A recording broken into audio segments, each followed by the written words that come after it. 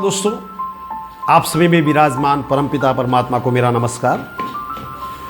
ओशो रजनीश को अमीरों का गुरु कहा जाता है और ये सत्य भी है।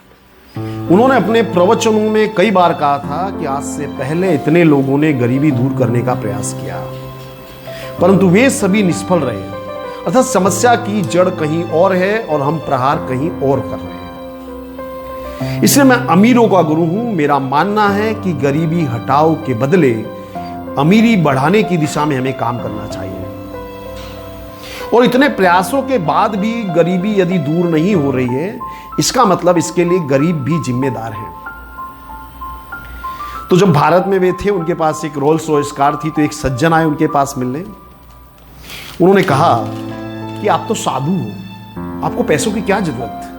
आपको ये नहीं लगता कि आपको रोल्स रॉयस बेच करके इस धन से गरीबों की मदद करनी चाहिए? तो इस पर रजनीश ने कहा था कि मेरे पास पहले फियाट कार थी, सबसे सस्ती कार। जब मेरे पास फियाट कार थी तब भी लोग मुझे इसी तरह का उपदेश देने आते थे कि आपको गाड़ी बेच करके उस पैसों से गरीबों की मदद करनी चाहिए। फिर मैंने फियाट बेच के इम्पाला खरीद ली, तब भी लोगों का यही संदेश था कि कार बेचो, गरीबों की मदद करो।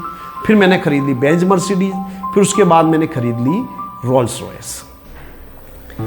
तो फिर उसके बाद उन सज्जन से ओशो रजनीश ने कहा कि यदि मैं अपनी रोल्स रॉयस मान लीजिए बेच भी दूं, तो इससे एक हिंदुस्तानी के हिस्से में एक पैसे से कम आएगा। भला हुआ कि तुम आ गए, तो लाओ तुम्हारा एक पैसा जो हिस्सा है तुम्हारा लेते जाइए। और ओशो ने उन सज्जन से पूछा कि तुमने गरीबी दूर करने के लिए क्या किया? तुम्हारे पास कम से कम साइकिल तो होगी, क्या तुमने अपनी साइकिल बेची? क्या तुमने अपना मकान बेच के गरीबों की मदद करने की कोशिश की? अरे कुछ नहीं, तुम्हारे पास कपड़े तो हैं, कपड़े बेचो, कपड़े बेच के गरीबों की मदद करो। ओशो का इतना कड़वा उत्तर सुन के उस सज्जन दोबारा नजर नहीं आए। तो ओशो रजनीश ने इसके बाद अमेरिका में रजनीशपुरम की स्थापना की। वहां उनके भक्तों ने उन्हें 93 रोल्स रॉयस गिफ्ट में दी।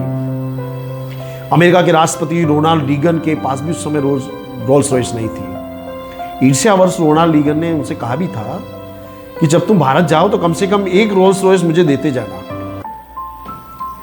तो इस तरह की उनकी समृद्धि। उस पर 93 रोल्स रॉयस पर कई लोगों ने प्रश्न पूछा कि आपको साधु हो, आपको इतना भव्यता वाला जीवन नहीं जीना चाहिए।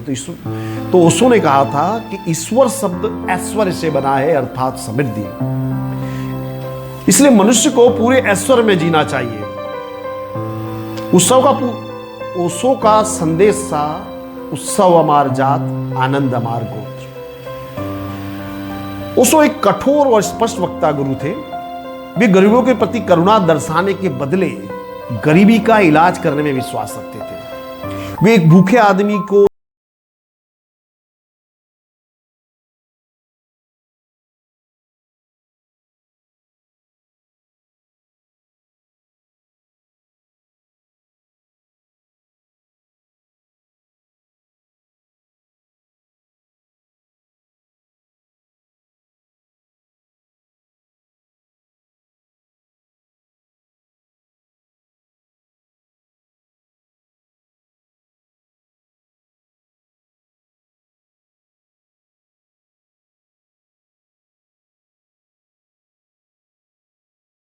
पाकिस्तान की तो वो हालत है कि वो कंगाली के दौर पर पहुंच गया है, जबकि हमारे बाद स्वतंत्र हुए देश सिंगापुर, चाइना, ये हम लोगों से काफी आगे निकल गए।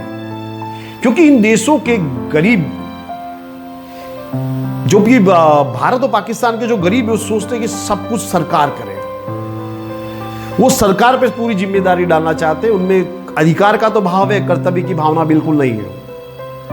और जबकि ये जो गरीब लोग हैं, गरीब बने रहने की पूरी कोशिश करते हैं। ये जो गरीब हैं, इनके बच्चे कम से कम आधा दर्जन होंगे, और इन पर अगर अल्लाह की, ईश्वर की मेहरबानी रही तो 1 दर्जन बच्चे भी इनको देखने को मिलेंगे। और जब तुम 1 दर्जन बच्चे पैदा करोगे तो भगवान भी तुमको धनवान नहीं बना सकता। कुरान में अल्लाह ने, ईश्वर ने स्पष्ट शब्दों में कहा है, मैं किसी कौम को अमीर नहीं बनाता, सब अपनी मेहनत से अमीर बनते हैं। गीता में भी भगवान कृष्ण ने कहा है कि योग कर्मसु कौशलम। भगवान कृष्ण का पूरा जीवन कर्मयोगी का संदेश देता है। और कुरान में यह भी कहा गया है कि मैंने कईयों कौमों को मिटते देखा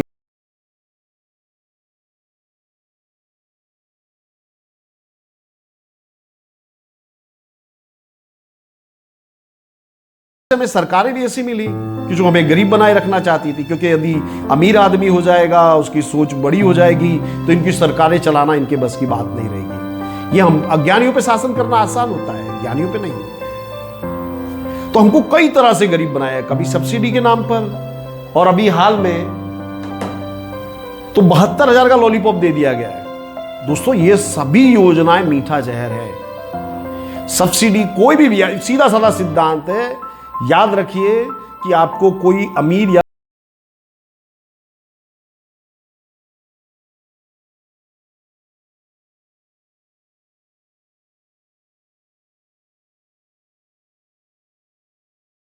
सरकार या किसी भगवान से अपेक्षा रखने के बदले खुद मेहनत करें तो ही आप अमीर बन सकते हैं। जय श्री कृष्ण, धन्यवाद।